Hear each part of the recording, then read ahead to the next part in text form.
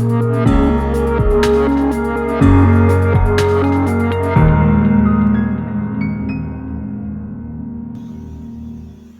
my name is Gustavo Ribeiro. I'm the editor-in-chief of the Brazilian Report. And starting this week, every week we'll talk a little bit about what's the major topic of discussion in Brazil and Latin America. And this week, I welcome Ignacio Portes, our Buenos Aires correspondent. Hello, Ignacio. How are you doing? Hey, Gustavo. How is it going? I'm good. I hope you're well. Same for you.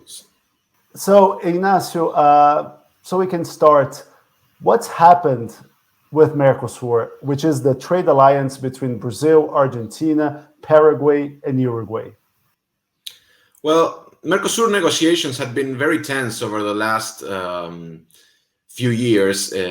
Brazil, Uruguay, and Paraguay were pushing for liberalization in several aspects, one of them being the common tariffs that the Mercosur imposes on imports from abroad, the bloc, from outside the bloc. And the other one was the possibility of negotiating individually instead of as a bloc with foreign countries, trade deals outside Mercosur.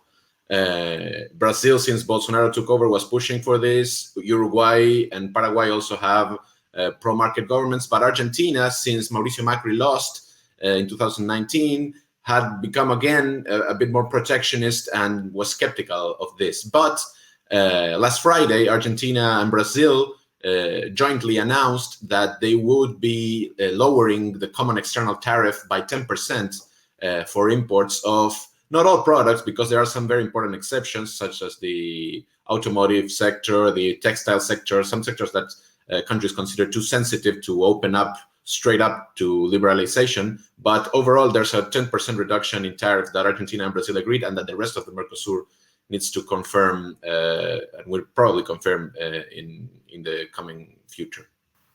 And like you said, Argentina was the sole country member that was against this kind of move. What made the Argentina come around? What changed the minds of the government in Buenos Aires? Well, the elections certainly had an influence on this. Argentina had midterm primaries a couple of weeks ago, and the government lost pretty strongly. Peronism lost pretty strongly against Macri's party, which we mentioned before, this created cabinet changes. The foreign minister changed, the chief of cabinet changed, and they're looking for a little bit of a more compromising approach in many areas, and this is one of them. And Brazil was pushing for a stronger liberalization, and Argentina trying not to create another front of potential big conflicts in the region when it has many other conflicts to deal with. It tried to look for a compromise, and instead of Brazil was looking for example, a 50% reduction in tariffs, Argentina said, okay, let's do 10 and let's show a sign of positive collaboration and take it from there to move forward and not create a crisis with Bolsonaro, which would not be very opportune at this moment. And do you think it's fair to say that maybe this deal saved Mercosur, because this is a trade alliance with countries that are extremely different in size, in interests, in economic potentialities? I mean, doing that sort of preserves the unity, at least until the next crisis happens. A little bit, because there had been nothing new announced for years and years in Mercosur. There had been from different sides, blocks to any reform. Sometimes it was from Brazil, many times it was from Argentina too.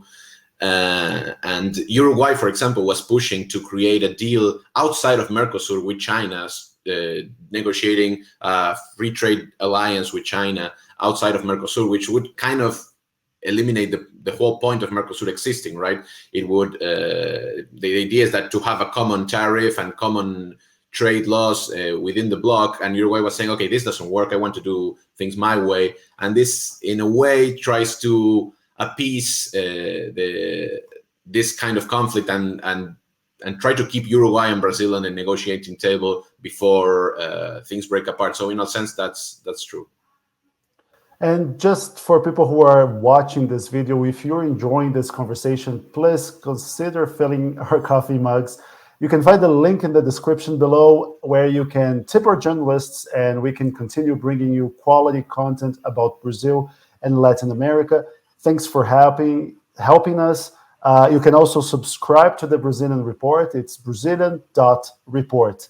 Now, Ignacio, before I let you go, how have Argentinians received the news about that? Because the Alberto Fernandez government has described free trade liberalization as maybe a death blow to local industries and local economic sectors. So how do these same economic actors respond to the deal? I mean, in terms of Argentine reception of the news was a bit buried. It was the typical Friday news dump, which you announced late on a Friday and in fact, Friday was a non-work holiday in Argentina, so it was a particularly hidden news announcement, and we had a holiday on Friday and on Monday in Argentina. So all this long weekend buried the news a little bit, and maybe it was an inconvenient topic for the government, and it managed to put it under the in a disguised way. So what we'll have to see is what the reaction is from industrial actors, right? Which are the main, which have been historically, both in Brazil and in Argentina, more protected industries have been the more resistant actors to liberalization deals. This is a small concession, and it has a lot of exemptions for the industries that have the most lobbying power in Argentina, like textiles. So for now, there's not a big reaction against it. They understand that this is a compromise, and there hasn't been a really big clash, neither between the government and the population or its voters, or between the government and the lobbying sectors that back them. So for now, it's worked for Fernandez's administration. And like you said, the resistance to free trade, both in Brazil and Latin America, and this is quite interesting. Among G20 countries, Brazil and Argentina have the lowest amount of participation of trade in terms of percentage of their GDP. Both Brazil and Argentina are way down. So, Ignacio, thank you very much. We'll be back next week with more content about Brazil and Latin America. You can keep up to date on everything about the region on Brazilian.report. Ignacio, thank you very much. Thank you, Gustavo.